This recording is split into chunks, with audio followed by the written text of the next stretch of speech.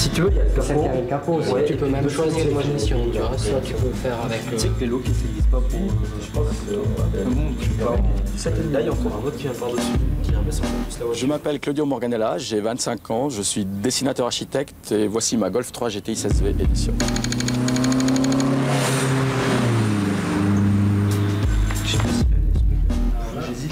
Alors moi c'est Frédéric Schirinzi, j'ai 21 ans, je suis menuisier.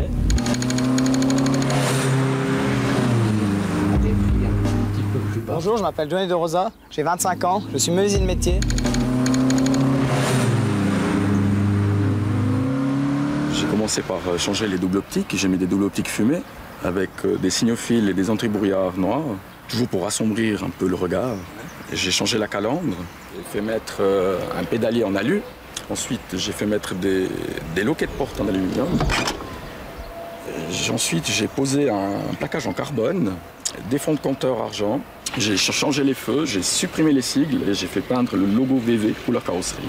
Ensuite, j'ai simplement posé une admission directe. Ça apporte aucun gain, c'est simplement au niveau du bruit. C'est plus sympa.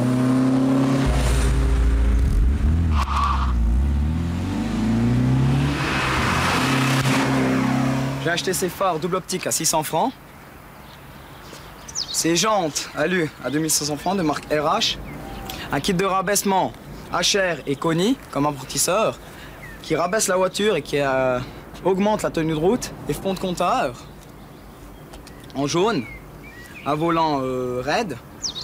Un pommeau raide. Et des pédaliers OMP. J'ai teinté les feux en rouge pour que ça ressorte beaucoup mieux avec le bleu. Tout refait en simili-cuir. J'ai voulu faire un rappel du jaune et bleu, même à l'intérieur du moteur, que ça soit beaucoup plus fun.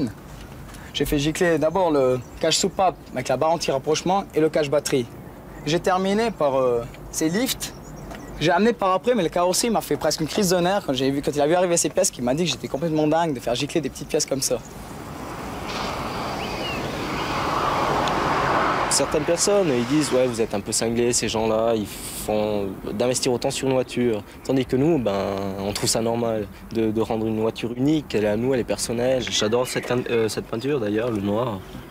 Et puis je veux que ma voiture soit le plus noire possible.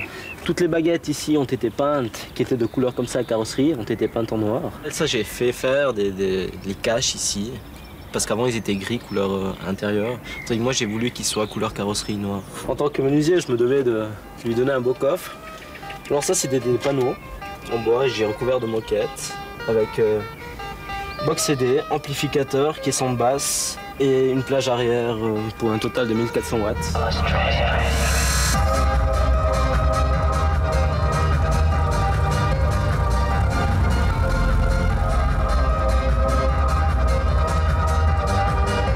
Depuis, beaucoup de modifications ont été faites, différents gadgets, pour un prix de 15 000 francs. Acheté neuve en octobre 1996 au prix de 34 000 francs, avec un investissement de 15 000 francs en modification.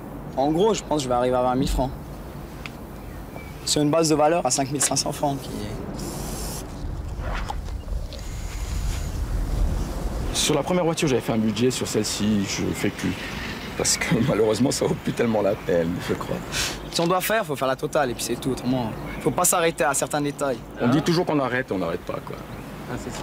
Est-ce que tu penses qu'un jour, cette passion te passera? Non, je pense pas. C'est impossible. C'est dans les gènes et puis c'est tout. De toute façon, personne ne pourra ressembler à la mienne. La mienne, elle est unique. C'est la seule voiture qui a ce bleu-là ici en Valais. Je suis le seul à être reconnu avec cette voiture.